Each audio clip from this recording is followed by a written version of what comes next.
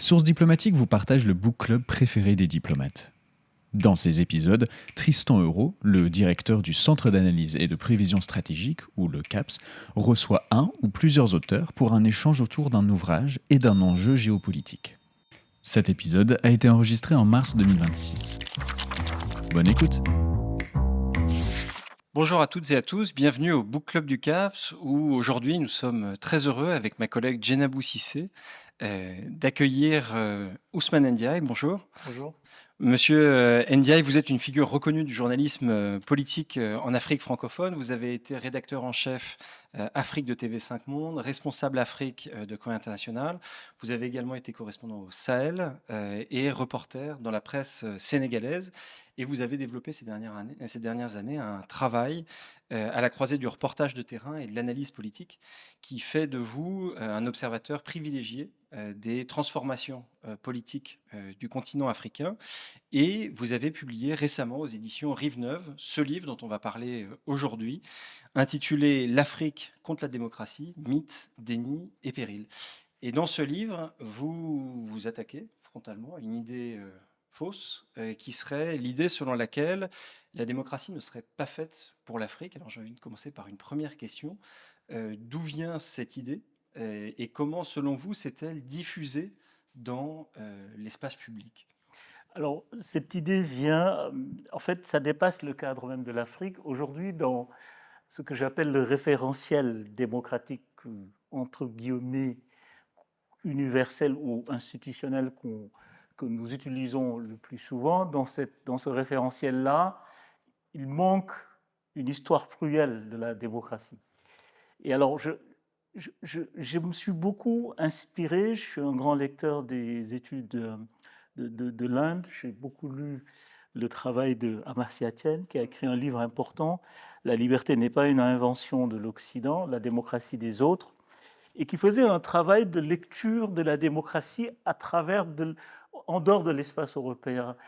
Et j'étais aussi un lecteur assez assidu de Pierre-Gonzalve Vallon, qui ces dernières années a commencé à faire un travail très intéressant où il questionnait les limites, lui qui est historien de la démocratie et des institutions, les limites même de son travail, c'est-à-dire la démocratie n'est pensée, racontée qu'à partir de l'histoire qu'on a tous appris, les origines grecques, etc., etc. Et que quand vous regardez l'histoire globale, parallèlement à cette histoire de la démocratie en Occident, il y a une histoire des démocraties, des formes de démocratie dans tous les autres espaces. Et une des choses que je voulais comprendre, c'est, parce que je l'entends beaucoup, ce discours de rejet de la démocratie au nom de l'Occident. Aujourd'hui, c'est un des arguments qui revient le plus, de réfutation. Donc j'ai essayé de reprendre cet argument et de voir si dans ces espaces-là, par exemple comme dans mon pays ou comme dans mon Sahel, est-ce vrai que les formes démocratiques ne sont arrivées qu'avec l'avènement de la colonisation, donc la rencontre avec l'Occident. Et on se rend compte très vite de deux choses. On se rend compte très vite que, bien avant la colonisation, il y a une histoire longue des formes d'État, des formes d'organisation sociale, et que cette histoire même est plus longue que la période coloniale. Premier problème. Et donc je me dis que ça peut être intéressant d'aller voir ce qu'il y a. Deuxième chose assez importante, et ça a inversé la thèse de la démocratie comme une importation de l'Occident, ça inverse totalement la thèse, on se rend compte quand on observe les formes d'État avant la colonisation, en vérité, ils sont invisibilisés aujourd'hui dans les travaux, dans l'histoire, parce que la colonisation uniformise toutes les formes de l'État quand ils arrivent.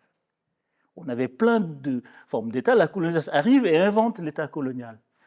Et là aussi, c'est très important, et ça peut expliquer dans la continuité historique ce qu'on vit aujourd'hui, et je le souligne toujours, on nous dit souvent que les États en Afrique, c'est le calque de l'État colonisateur.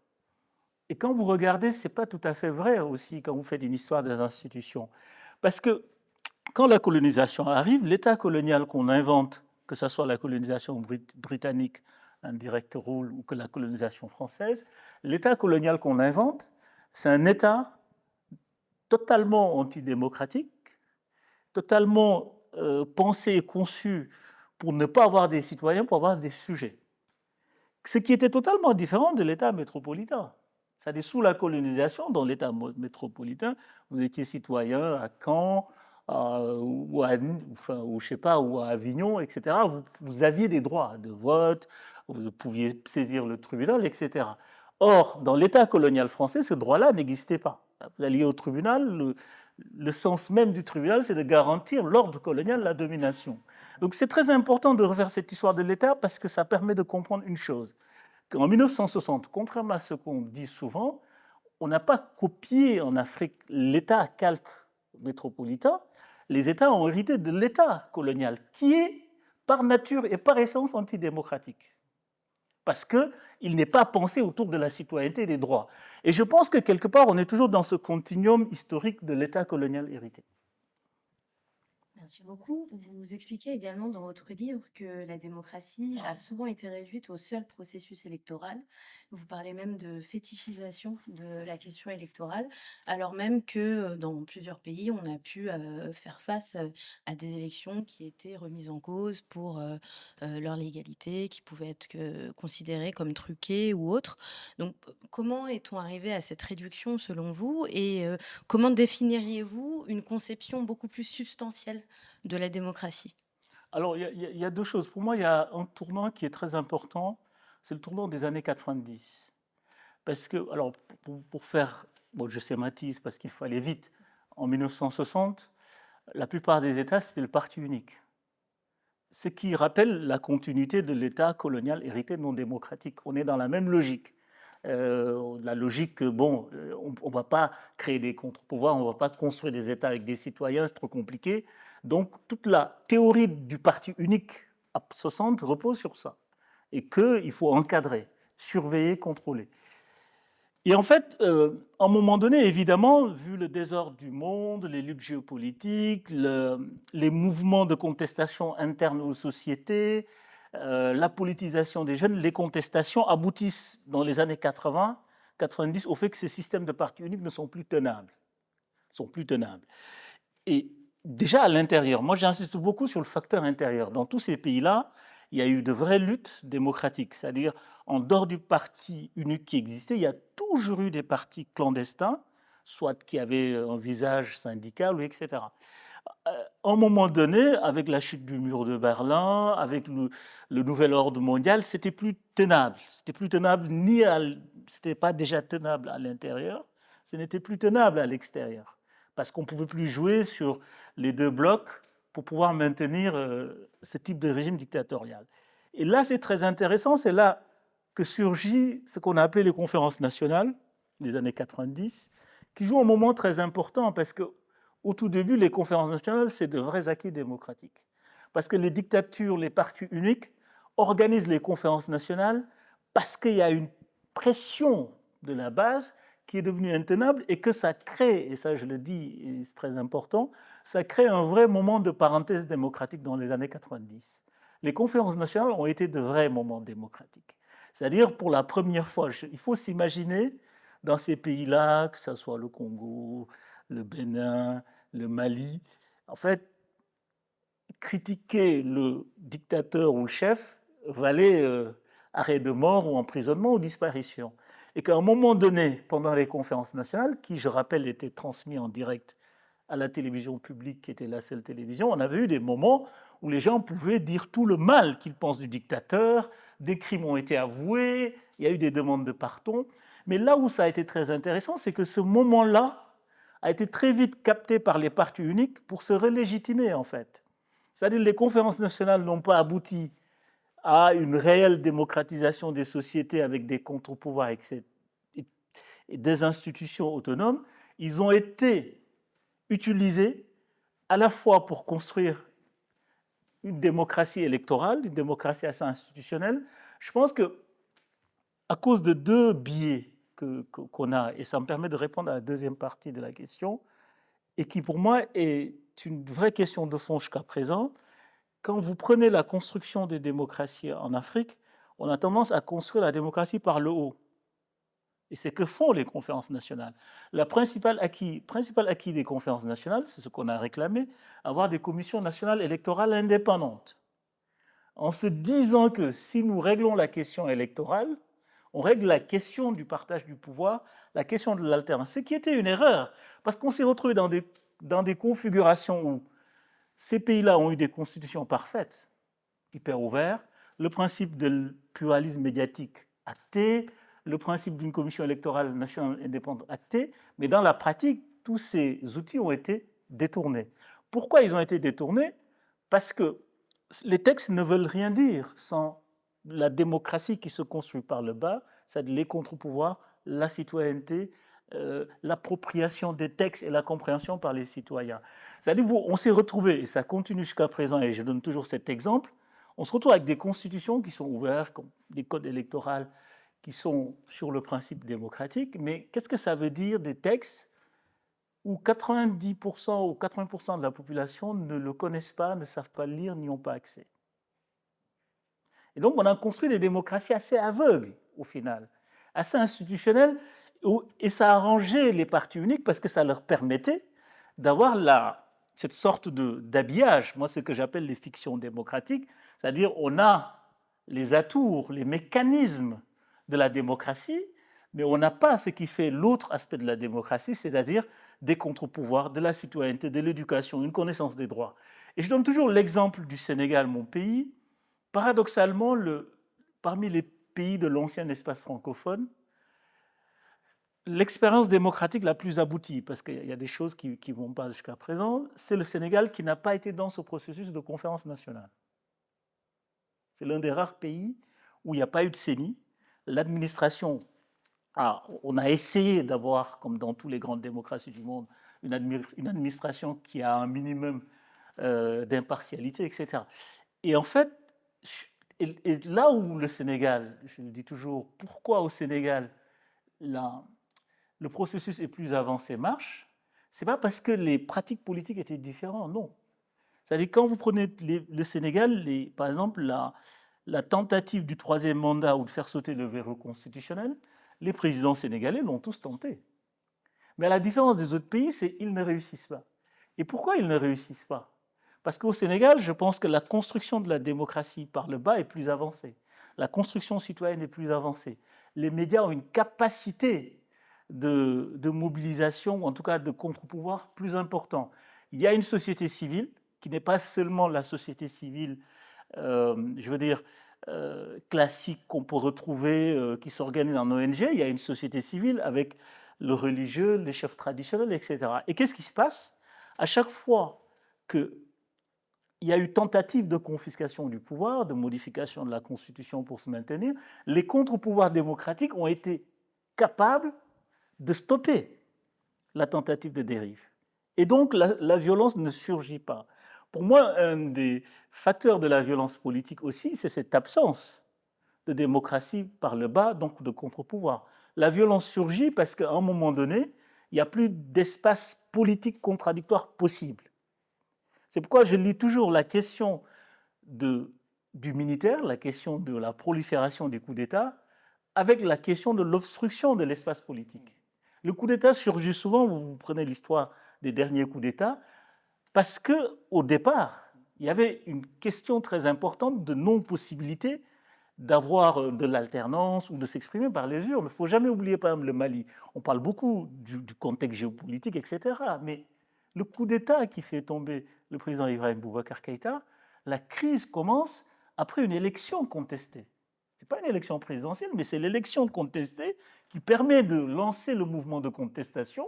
Et à partir de ce mouvement de contestation, le M5 s'agrège les mouvements sur la vie chère, sur toutes les autres questions. Et au moment où le coup d'État survient, il n'y avait plus de gouvernement, par exemple. Le Conseil constitutionnel avait démissionné, il me semblait. Il y avait un gouvernement provisoire de 4 ministres, je crois. Et donc, je pense que c'est très important, pour conclure ta question, je pense que l'autre aspect, bon, je anticipe un peu en parlant de démocratie substantive, je pense que c'est des réflexions très importantes parce que nous ne pouvons pas continuer à aborder la question démocratique qu'avec la question de la construction des institutions, la construction de l'architecture politique par le haut, parce qu'au fond, c'est ce qui est le plus facile. Vous prenez tous les pays comme le Cameroun ou le Togo, ils changent de constitution de façon très rapide. Donc, il y a une ingénierie institutionnelle, il y a les capacités. Un pays comme le Togo a quand même basculé, a changé de république en moins de 2 mois. Là, en moins de 2 mois. C'est-à-dire, aujourd'hui, Faure Gnassingbé n'est plus le président du Togo. Parce qu'on a basculé dans un régime parlementaire, il est maintenant Premier ministre, président du Conseil, et puis on a nommé un président qui n'a plus de pouvoir. Mais ça a été fait, la Constitution a été écrite très vite. Donc pour moi, l'une des clés de la crise de la démocratie en Afrique, et contrairement, et ça, bon, beaucoup ne sont pas d'accord, je trouve que la bataille sur les questions de CENI, les questions de procédure, cache le vrai problème, qui est celui de la construction démocratique, la construction de la citoyenneté. Merci. Et pour revenir à ce que vous disiez sur l'occidentalisation du concept, vous avez notamment cité Pierre Rosanvallon. Comment, selon vous, peut-on désoccidentaliser l'histoire de la démocratie, mais sans tomber dans un relativisme qui ennuierait l'universalité? Alors, c'est ça qui est compliqué. C'est tout là la difficulté de ce type de réflexion, parce qu'on marche sur une ligne de crête. Alors, il ne s'agit pas de dire, et c'est là où c'est compliqué, pour moi, la démocratie est universelle. C'est un principe. Le principe de l'égal accès aux droits, l'égal accès aux ressources, la justice. Pour moi, ces valeurs-là, c'est un universel. Et que le fait qu'en Occident, on le nomme démocratie, ne doit pas nous faire perdre de vue qu'ils existent dans toutes les autres formes de société, mais nommées autrement. Pour moi, c'est là où se trouve l'universel. Question.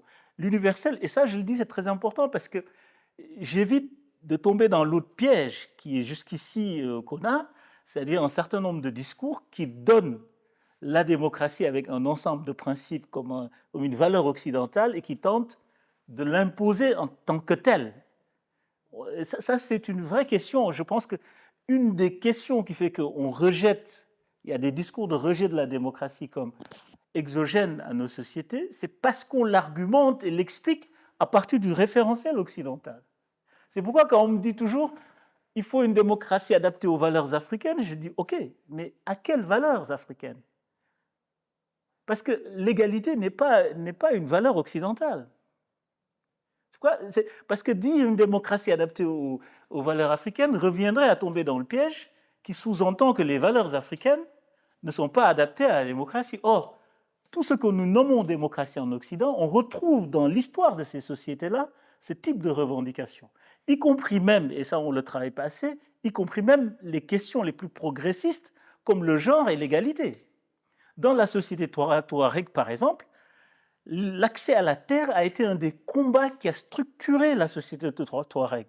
L'accès des femmes au pouvoir, c'est quelque chose qui est central dans les luttes qui ont fomenté la société touareg. Et donc, qu'est-ce que ça donne aujourd'hui concrètement? Vous prenez même tous les groupes politiques, y compris la rébellion touareg comme les MNLA, il y a toujours eu le poste de président si c'est un homme, le poste de vice-président c'était une femme. Donc, et ça, c'est pas quelque chose qui venait, ça ne viendrait pas d'une loi ou etc. Ça vient des règles tacites de la société touareg qui pense que le pouvoir, il faut des notions d'égalité. Et on retrouve la même chose sur les terres, sur la possession, etc. Et donc, je trouve que ça, c'est très important. Parce que, donc, je dis que ça, c'est l'aspect universel. C'est un universalisme, la démocratie est universelle, pas parce qu'elle part d'Occident, parce que ce qu'on appelle démocratie sont endogènes aux sociétés africaines. C'est universel parce que c'est africain. Mais une fois cela dit, on a un problème. C'est qu'aujourd'hui, dans la construction des démocraties en Afrique, la façon dont on le pense, les sources et les représentations, l'anthropologie, je dirais même de la démocratie, des formes démocratiques en Afrique, est totalement absente du débat sur la démocratie en Afrique et du débat sur comment on construit des États, comment on les réforme. D'où cette frustration. Il s'agit de pouvoir dire que c'est universel, mais en même temps, ce qu'on construit depuis 1960 est totalement décalqué par rapport aux pratiques démocratiques issues internes à la société africaine. Donc, pour moi, ce double mouvement est important. Pouvoir dire le mouvement d'universalité, mais aller chercher l'universalité, pas parce que c'est en Europe, parce que c'est les grandes démocraties, mais aller chercher l'universalité dans les sources historiques de ces sociétés-là. Après, j'en conviens, on en parlait tout à l'heure, c'est un travail très compliqué. C'est un travail très compliqué parce que, et ça c'est comme ça, l'État colonial, puis l'État postcolonial, a totalement invisibilisé, oublié, effacé les formes démocratiques de ces sociétés-là. Et que les rares tentatives pour aggraver les choses de soi-disant retour à ces formes d'État, c'était des discours de légitimation d'une dictature. C'est l'authenticité au Congo Zaïre avec Mobutu, c'est Bokassa de façon caricaturale qui se fait passer empereur. Et donc, ça n'a pas aidé aussi cette réflexion sur comment réafricaniser la démocratie, parce que pour moi, réafricaniser la démocratie, c'est la réuniversaliser. C'est la réuniversaliser et désoccidentaliser la démocratie, c'est réuniversaliser la démocratie. C'est pas désoccidentaliser, ne veut pas dire contre l'Occident, ça veut dire enrichir les sources de la démocratie, parce qu'il y a déjà les sources occidentales, l'enrichir de l'Inde. Je cite beaucoup l'Inde parce qu'ils ont fait ce travail remarquable, mais en Amérique latine aussi, le travail est en train d'être fait. Et il me semble, et ça, je vais finir là-dessus, c'est même un de mes liens que je fais avec la crise démocratique globale. Moi, je pense que ce serait très intéressant de verser dans la crise des grandes démocraties, des démocraties historiques, pour faire avancer le débat, les formes démocratiques qui sont exogènes à ces sociétés. Et alors justement, sur ce point-là, un des intérêts majeurs de votre livre, c'est de rappeler des formes de délibération, d'organisation politique en Afrique qui précèdent la période coloniale. Et vous revenez notamment sur le cas de la République Lébou au XVIIIe siècle, sur la presqu'île du Cap-Vert, qui est un exemple historique sur lequel vous revenez, et j'ai envie de vous interroger sur la manière dont, précisément, des références historiques de ce type, endogènes, antérieures à la période coloniale, peuvent contribuer à ce récit auquel vous faites allusion. Alors, ce qui est compliqué dans ce travail, je le disais tout à l'heure, il fallait... Alors, j'ai choisi le cas de la République Lébou volontairement parce que c'est un espace que je connais, le Sénégal, chez moi. Et puis deux, je pense qu'aussi il faut sortir du piège du romantisme de l'Afrique démocratique, précoloniale, etc. Parce qu'il faut se dire qu'à côté de l'expérience, des expériences démocratiques, et surtout des soulèvements et des révolutions pour les libertés et les démocraties, c'était aussi dans des contextes où il y avait des empires, des tyrans, etc. C'est-à-dire quand vous prenez l'histoire de la démocratie, y compris même dans les autres espaces comme en Europe, ça a toujours été une pièce d'une même monnaie. C'est-à-dire c'est à partir des tyrannies et des dénis de droit que naissent les révolutions démocratiques. Par exemple, l'histoire de la République Lébou, c'était une réponse à l'Empire du Cayor, où il y a eu un empereur qui était un tyran absolu. Et les exilés sont allés sur Dakar, ce qu'il appelle l'actuelle île de... parce que c'est une presqu'île, et ont pu mener une guerre et proclamer la République. Je prends cet exemple volontairement. Je le prends parce que la République Lébou est sans doute, parmi toutes ces expériences, celui qui ressemble le plus aux formes démocratiques que nous connaissons aujourd'hui. C'est-à-dire, c'était pour dire quoi? Parce que j'aurais pu prendre la charte du monde, il y a plein d'autres choses. Mais pour dire quoi? Par exemple, sur la notion de république, existe avant la Révolution française. Or, quand vous regardez le débat sur les institutions au Sénégal quand on le construisait, le référentiel de la République n'existe que par la Révolution française. Il y a une sorte d'oubli des Africains de leur propre histoire démocratique. Et ça, c'est fondamental pour comprendre le rejet de la démocratie. Parce que quand on rejette la démocratie, on pense rejeter la culture de l'autre. Mais en rejetant la République, quelque part, on rejette sa propre culture, parce qu'il y a ces formes-là. Et cette forme, je la choisis volontairement parce que ça ressemble beaucoup à ce qui se fait aujourd'hui, élections, république, parlementarisme, chambre, etc. Par contre, je trouve que le travail qui reste intéressant à faire, c'est de voir les autres espaces et de pouvoir les croiser. Ce que j'ai essayé de faire, et ça, je trouve que c'est important de le faire, il y a le travail magnifique que l'UNESCO fait d'histoire générale de l'Afrique. Moi, je me suis beaucoup appuyé dessus, en allant chercher dans chaque époque les formes qui peuvent correspondre à des formes démocratiques. C'est pourquoi je ne parle pas de démocratie, je parle de formes démocratiques. C'est-à-dire que j'ai essayé de faire une lecture de la description des États et des fonctionnements des sociétés et voir où étaient les principes démocratiques dans ces organisations, où étaient les dictatures. Et je trouve que c'est un travail assez important. Je pense que, je le dis, bon, moi je ne suis pas historien, parce que beaucoup de gens me disent pourquoi vous ne le faites pas, parce que ce n'est pas mon métier. Moi j'ai essayé de comprendre par l'histoire, je l'utilise en tant que journaliste qui n'arrive pas à comprendre aujourd'hui avec les moyens du journalisme la crise démocratique et le rejet de la démocratie en Afrique qui mobilise d'autres les sciences sociales, les observations, les remarques du terrain. Mais il me semble qu'une des choses qui, à mon avis, est très importante à faire dans le débat d'aujourd'hui, c'est de faire une histoire de la démocratie dans les espaces africains. Et alors, dans votre livre, vous rappelez tout ceci et vous décortiquer tout un tas d'arguments opposés à la démocratie, et notamment cette tension entre développement, sécurité et démocratie. Vous revenez sur ces discours qui opposent le développement à la démocratie. Vous rappelez par exemple cette phrase du capitaine Ibrahim Traoré au Burkina Faso en 2024, affirmant que les élections ne sont pas une priorité, contrairement à la sécurité. Est-ce que vous pourriez revenir sur cette tension-là, parce que ça traverse plusieurs passages de votre livre, et c'est une question qu'on retrouve aujourd'hui dans beaucoup de contextes politiques africains, dans la bouche de beaucoup d'acteurs. C'est un des arguments les plus importants du rejet démocratique. Et alors, là aussi, c'est très compliqué parce que, au fond, c'est très compliqué, vu le niveau de pauvreté, les urgences, de dire c'est toujours l'argument qu'on nous oppose, aux citoyens qui vous disent, bon, moi, si j'ai la santé, l'école, mes enfants, la sécurité, mes droits, je peux y renoncer. Comme ça dit, ça a l'air cohérent. Mais quand vous regardez et que vous détricotez les choses, on se rend compte que, et c'est pourquoi je titre le livre Mythe, on se rend compte que c'est un mythe.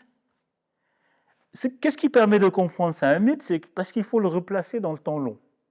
Moi, ce que j'ai essayé de faire face à cet argument, qui me disent, pour se développer, il faut des régimes forts, des dictatures, etc. Allez. Donc, examinons depuis 1960 un certain nombre d'États, quelles ont été les phases de démocratie, de démocratisation, et quelles ont été les phases de régimes forts, antidémocratiques, au nom du développement.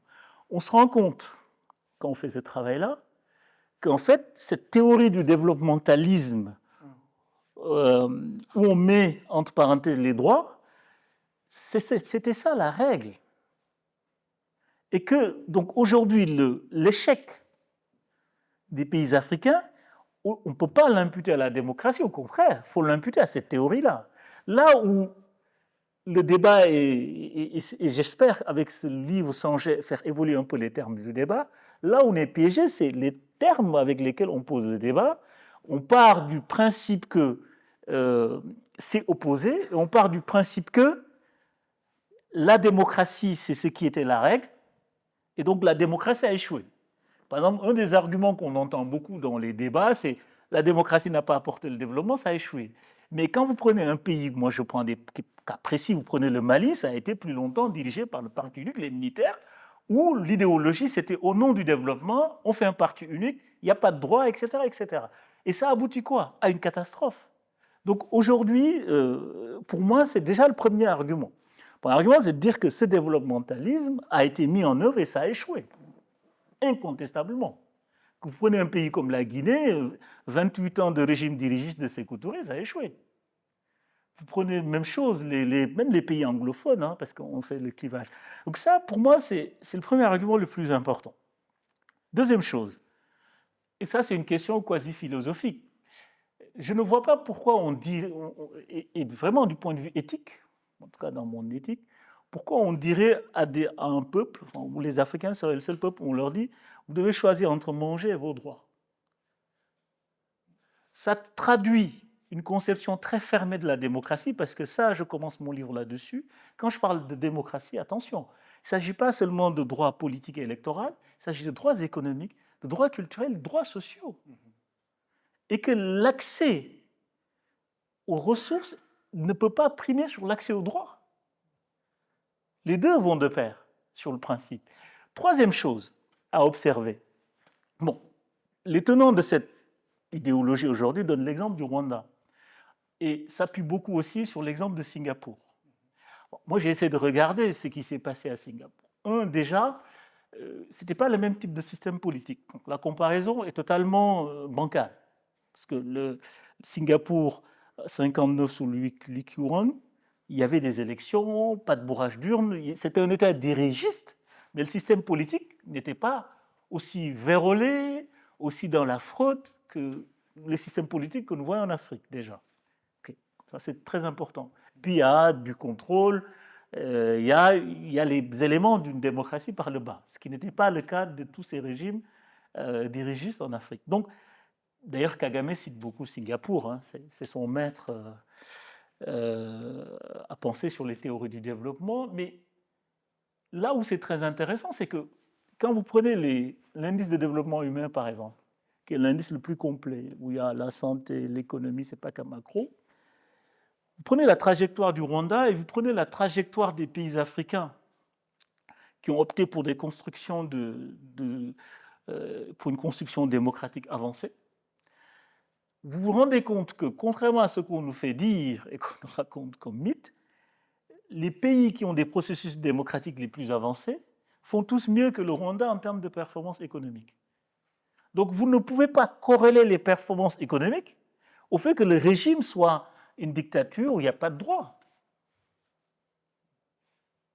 Je veux dire, si on doit corréler, c'est l'inverse. C'est-à-dire, vous prenez les deux indices, l'indice de démocratie, les indices démocratie droit de l'Afrique, les trois premiers pays qui sont en tête sont les trois pays qui sont en tête du point de vue de l'indice du développement humain, donc économie, santé, etc. Donc ça invalide cela. Par contre, ce qu'il faut dire, c'est qu'en l'absence de leadership, pour moi, ce que ça traduit aussi, cette quête du bon dictateur, ça traduit aussi une sorte de désespoir et de crise du leadership qui fait qu'il y a cette tentation de l'homme providentiel qui n'existe pas. Le bon dictateur, c'est un des mythes qu'on a et que tout ce qu'on cite, parce que pour asseoir ce mythe, on cite Kagame, on cite Sankara, on cite Rawlings.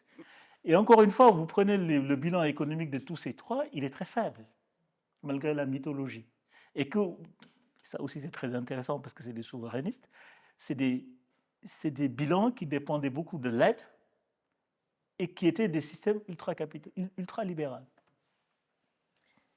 Parmi les ressorts de ce déni démocratique, vous mentionnez notamment ce que vous appelez la tragédie des opposants historiques. Est-ce que vous pouvez revenir sur ce concept et plus largement nous dire dans quelle mesure la crise de la démocratie actuelle résulte aussi des pratiques des élites politiques africaines elles-mêmes?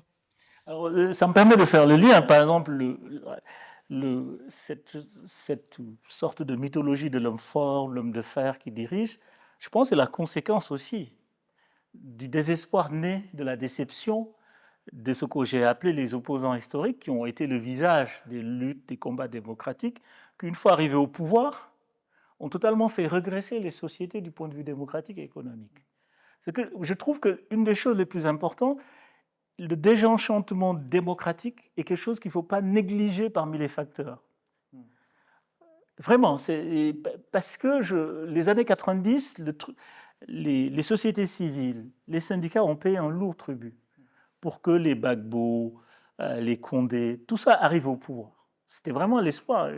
Je rappelle toujours, parce que quand je le dis aujourd'hui, ça fait sourire, certains d'entre eux étaient candidats au prix Nobel, quoi. Aujourd'hui, c'est l'exact inverse. Ils sont arrivés au pouvoir, ils ont mis en place des sociétés de régression démocratique, et c'est ce qui me fait dire souvent que quand je vais dans des manifestations, j'entends toujours, surtout au Mali et au Niger, j'entends toujours que la démocratie ne nous a apporté que du malheur, ça ne se mange pas, on a vu ce que ça a donné la démocratie. En fait, c'est très intéressant ce type de phrase, parce qu'en fait, ils sont en train de condamner la démocratie, alors qu'au fond, ce qu'ils ont eu comme système, c'est des détourneurs de la démocratie. Et qu'ils s'en prennent à la démocratie, au fond, alors que dans aucun de ces pays, il y a eu un système réellement démocratique. C'est des systèmes assez vérolés, la CENI n'était pas indépendante, les élections étaient très corrompues, les médias d'État, il n'y avait pas d'accès. Et je trouve que ça, c'est un des malentendus les plus importants. C'est-à-dire, on a une opinion publique qui pense que la révolution démocratique malienne au nom de cette révolution, on a eu des morts, on s'est sacrifié. Donc pour nous, la démocratie, ça a été ce qui a donné ce résultat. Or, quand vous examinez la pratique, c'est pourquoi j'utilise beaucoup le concept de pratique démocratique. Les pratiques, moi, je suis pour qu'on évalue les questions démocratiques par les pratiques et pas par la norme. Parce qu'aujourd'hui, une des grosses tendances qu'on a, c'est que les évaluations de la démocratie sont très normatives. Vous avez des institutions, vous avez adopté la charte sur les libertés d'expression, vous avez ratifié tout et vous gagnez des normes en démocratie. Et pour moi, ça, c'est un des gros problèmes, c'est qu'il favorise les fictions démocratiques, que j'appelle. Parce qu'aujourd'hui, et c'est très intéressant, les régimes ont compris cela.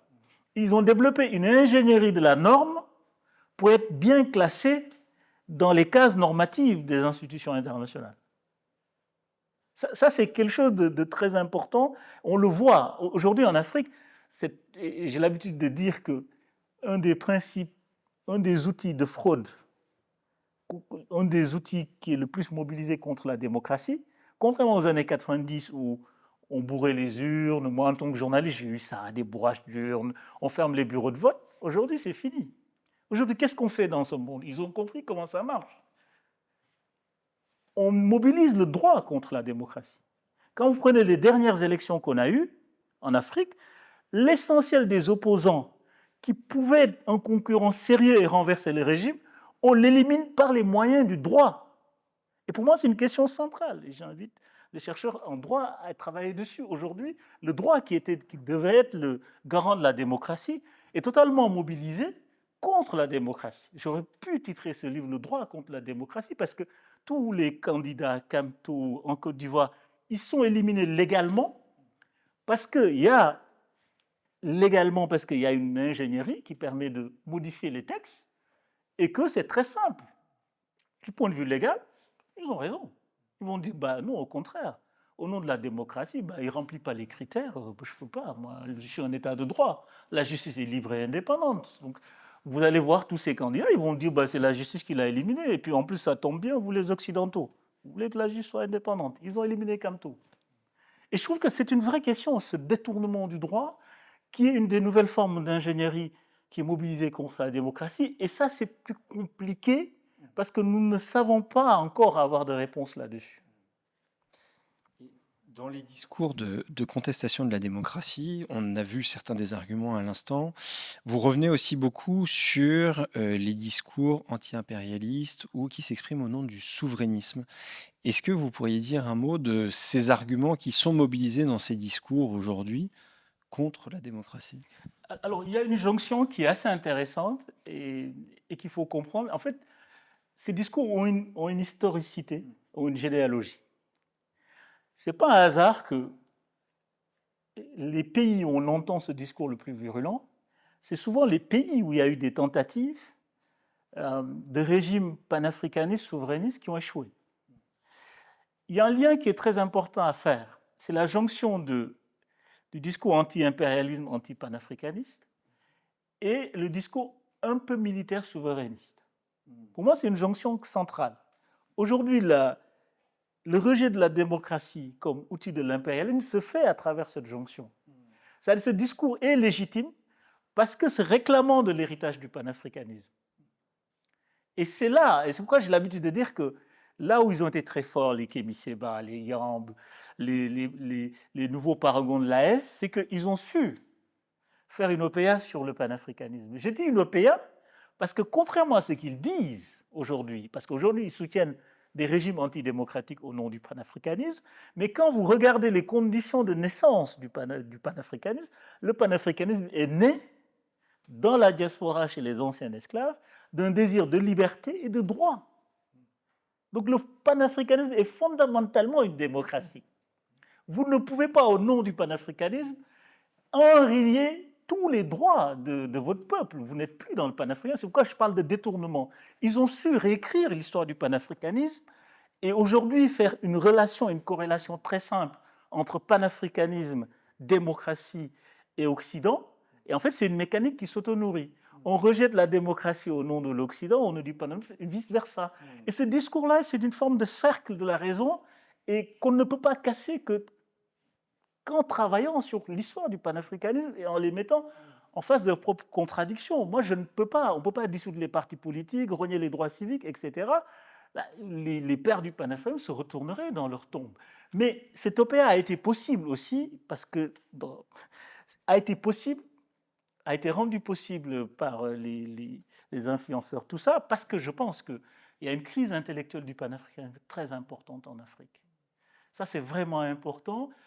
Et que les premières expériences panafricaines en Afrique, donc Nyerere, Sankara au Burkina, Nkrumah au Ghana, Sékou Touré en Guinée, ont été des échecs. Mais au lieu de faire l'inventaire et la réflexion sur pourquoi ça a échoué ces trajectoires politiques, on s'est emmué dans une mythologie du panafricanisme. Donc c'est devenu un slogan, c'est-à-dire la réflexion intellectuelle du panafricanisme en transformation de projets politiques est très faible. Au fond, quand vous discutez avec eux, les réponses sont toujours très faites, très simples. Oui, le jour où on va faire les États-Unis d'Afrique, on va se développer. Ben non. Si vous faites l'union d'États faibles corrompus, ça donne des États faibles et corrompus. Tu vois, et ce genre de mythe perdu, on le dit partout. Il y a des chansons, le rap, le hip-hop, des auteurs qui disent que le grand rêve du grand soir de l'Union... Et d'ailleurs, l'acte de fondation de l'Union africaine reprenait cette mythologie. Le jour où on va faire l'unité, on va se développer. Comme si c'était un truc, comme si c'était un lien mathématique. Non. Et ce qui me permet de le démontrer que non, qu'on ne va pas se développer, il faut voir ce que donnent les sous-ensembles, comme la CEDEAO, où le fait d'additionner des États faibles avec leurs problèmes a rendu incapable de la moindre action. Je rappelle toujours aujourd'hui, la France est au cœur du rejet par ses interventionnismes militaires. D'accord, moi je suis d'accord, pourquoi pas. Mais moi, pour avoir vécu l'histoire et avoir été là, je rappelle toujours que la France intervient, mais au départ, ce qui a été voté, décidé, c'est que la CEDEAO fasse l'intervention militaire avec la MICEMA. Ça a été voté, un chef d'état-major a été nommé, Soumaïla Bagayoko, qui est chef d'état-major de l'armée ivoirienne, mais ils n'ont jamais été capables de se déployer en réalité pendant 1 an. Parce qu'on dit toujours que le nord du Mali a été occupé pendant 12 mois. Ben, ça a été occupé 12 mois parce qu'on attendait la force ouest-africaine, qui n'est jamais venue. Enfin, qui est venue plus tard, quand la France est intervenue. Donc, je pense que les problèmes sont plus compliqués que cela. C'est-à-dire, je veux bien qu'on nous dise l'unité, panafricanisme, mais sans projet politique réel, ça va échouer. Et puis, deuxième chose, et ça, je conclue là-dessus, je pense que le panafricanisme, les expériences politiques de panafricanisme ont échoué. Oui, il y a le contexte mondial de l'époque, etc. Je pense que fondamentalement, ils ont échoué parce qu'ils ont rompu avec l'humanisme et le projet démocratique. C'est-à-dire quand le panafricanisme a rompu avec son sens réel, sa vision réelle, qui est une vision de progrès, de démocratie et de respect des droits, c'est le facteur de l'échec. Pour moi, Sékou Touré, Sankara, ils échouent parce qu'ils étaient des dictateurs. Et ça a été assez documenté de l'intérieur. Pour rester sur cette thématique des narratifs néo-souverainistes et panafricanistes, on observe aujourd'hui un soutien d'une assez large jeunesse, en particulier dans les contextes sahéliens. Justement, les Kémy Séba, Nathalie Yamb sont assez populaires auprès des jeunesses des pays donc de l'Alliance des États du Sahel, mais aussi même des diasporas. Et pourtant, dans plusieurs pays africains, la jeunesse a au contraire été un moteur, un acteur de mobilisation démocratique. On pense aux mobilisations de la Gen Z, comme on l'appelle ces dernières années, au Kenya, à Madagascar, également en Asie du Sud-Est, mais on peut même remonter jusqu'au printemps arabe et à la Tunisie en 2011. Comment vous expliquez ce paradoxe, un peu ce soutien des jeunesses sahéliennes à ces discours antidémocratiques? Alors, moi, je commence toujours par... En fait, je ne sais pas comment le dire. Moi, je n'utiliserai pas le mot soutien. En fait, je relativise toujours cela parce que je me dis, en tout cas dans l'espace du Sahel, c'est difficile de parler du soutien parce qu'on est dans des régimes de terreur et d'exception et que le propre d'une dictature, c'est qu'il n'y a pas d'opinion, il n'y a pas d'opinion publique. Donc déjà, ce qui s'exprime, c'est ceux qui sont favorables. Deuxième chose, je trouve que c'est un vrai phénomène, je ne le nie pas, qui est très important, qu'il faut lire, qu'il faut étudier, mais c'est un phénomène assez, comment dire, assez urbanisé,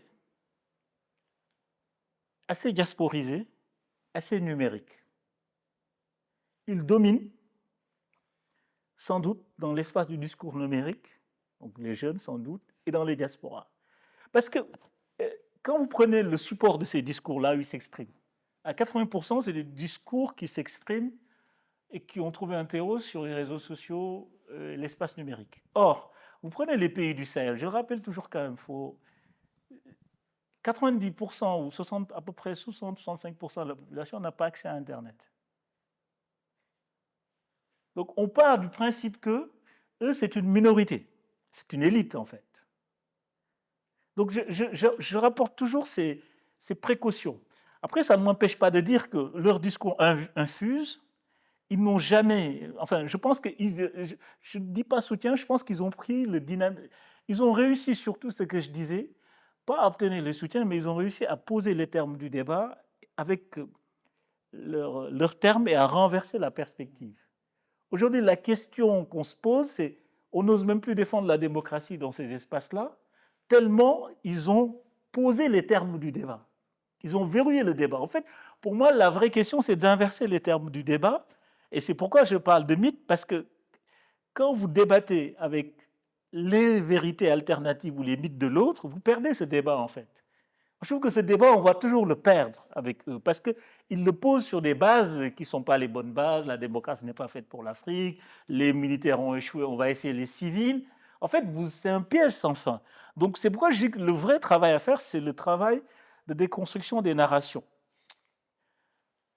Par contre, et ça me paraît assez important, je trouve que, bon, je suis avec des diplomates, je peux le dire, je trouve qu'aussi,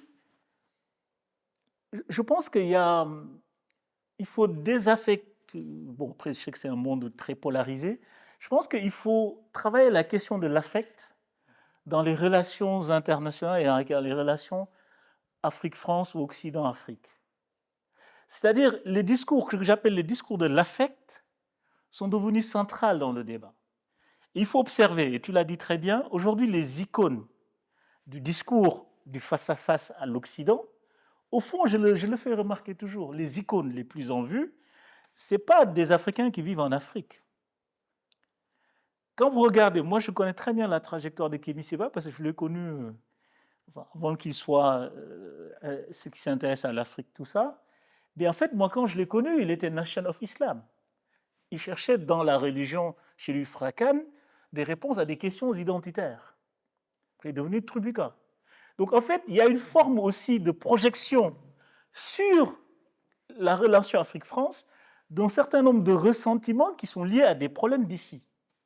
Pour moi, une des jonctions les plus importantes qui a inversé les termes, qui a fait bouger les termes du débat entre la France et l'Afrique, c'est cette diaspora d'origine africaine qui s'est emparée de la question du panafricanisme, de la question du franc CFA, et en a proposé une lecture qui partait de ses propres frustrations de la société française.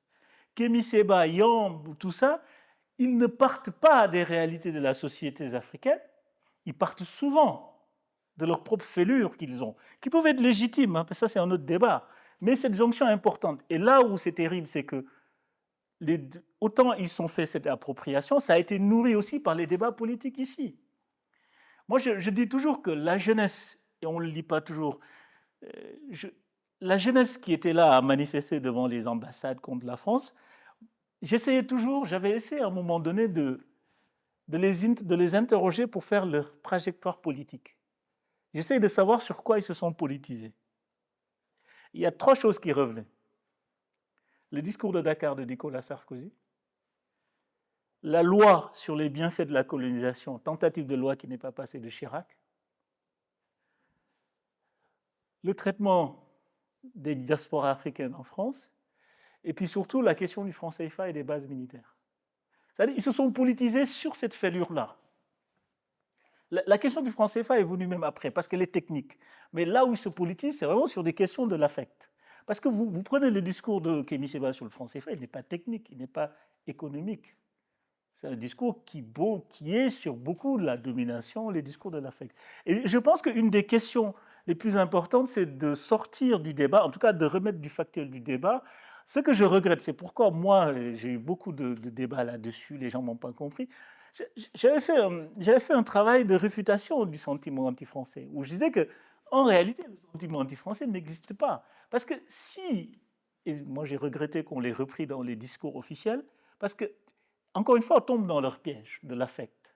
On est dans le discours qui est très friable, de on nous aime pas, etc. Alors que ce qu'on appelait sentiment anti-français, moi en tout cas tel que je l'ai observé et vécu, c'était des questions politiques adressées à la France. Ce n'étaient pas des questions liées à l'affect. Moi, je n'ai jamais vu, jusqu'à présent, des jeunes Africains aller dire on va s'en prendre à l'école française de Bamako, où il y a des enfants français.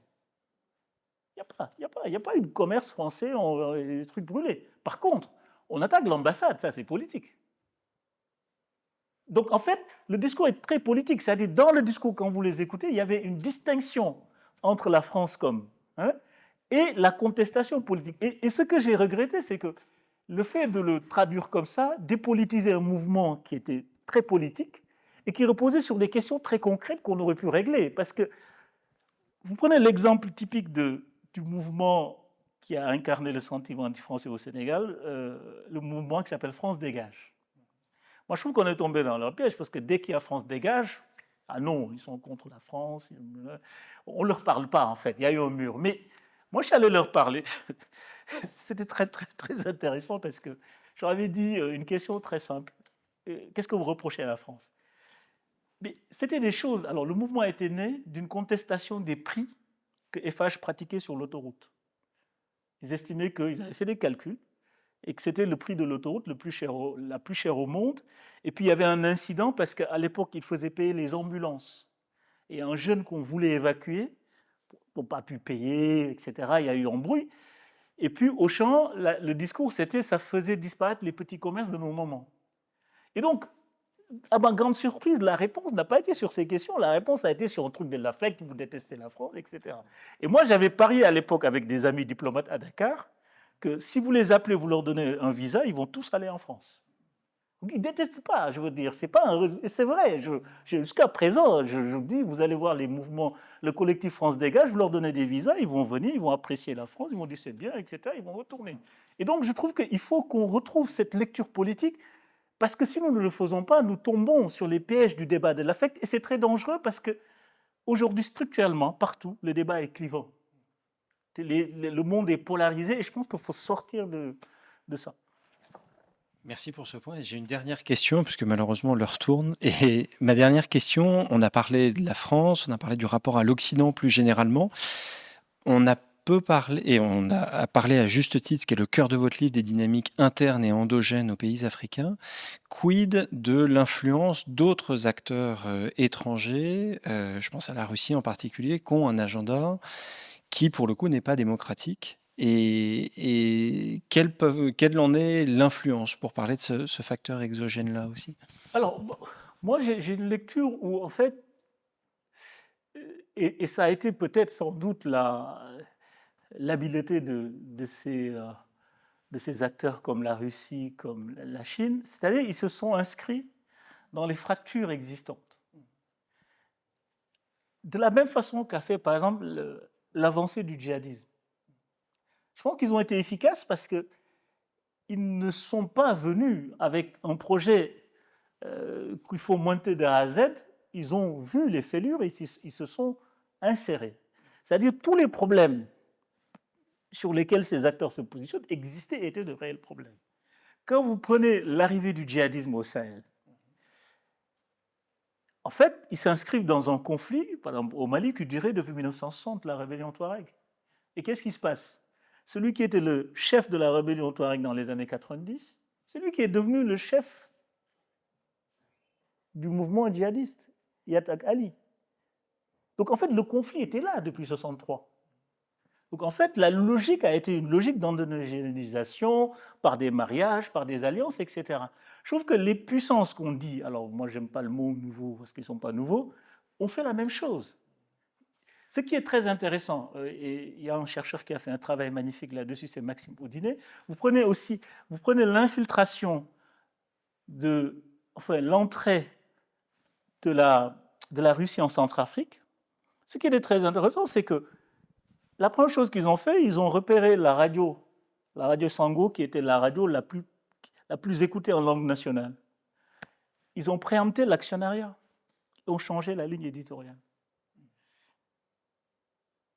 Mais la radio, elle était déjà légitime avec ses figures. Donc, en fait, ils s'inscrivent dans des cadres. En fait, c'est une extension d'opportunisme, essentiellement.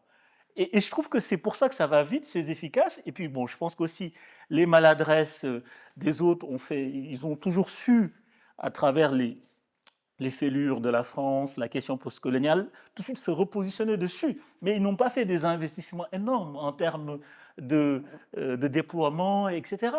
Parce qu'il faut quand même se rappeler que Wagner, on en parle beaucoup, mais ce n'est pas des centaines de milliers d'effectifs, non.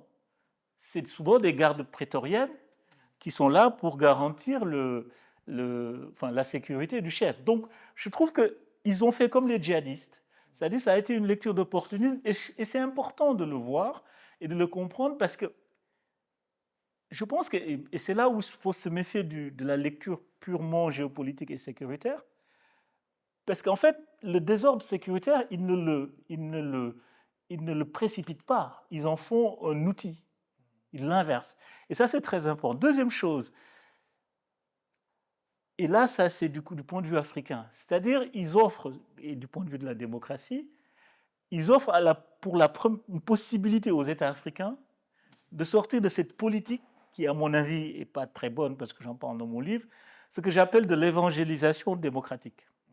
Venir dire aux Africains, il faut que vous vous démocratisez, on introduit des normes démocratiques dans les partenariats, etc. Enfin, ce qui est totalement... en fait, dans le contexte actuel, les Africains sont épidermiques vis-à-vis de ça. Et eux, ils ont su faire une politique d'approche où on ne se mêle pas de vos problèmes, que vous soyez des démocraties ou pas. Ça ne nous regarde pas. Et ça a été efficace parce que quoi qu'on en pense, c'est cohérent.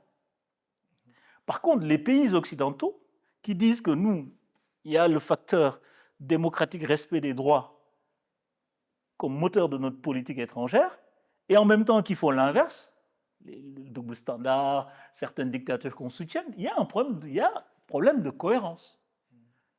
Et ça, ils ont su jouer là-dessus. C'est-à-dire, aujourd'hui, pour moi, l'une des limites du monde, enfin des grandes puissances occidentales, bon, Trump a fait exploser ça, mais une des limites, c'était de dire que dans les relations internationales ou dans les relations d'État en Afrique, il y a un principe moral. Et le fait qu'il s'est dégagé très vite de ce principe moral donne l'impression aux Africains qu'il y a une réponse face aux incohérences des pays comme la France ou la Grande-Bretagne, qui tantôt soutenaient un régime qui n'était pas démocratique sans qu'on sache trop pourquoi.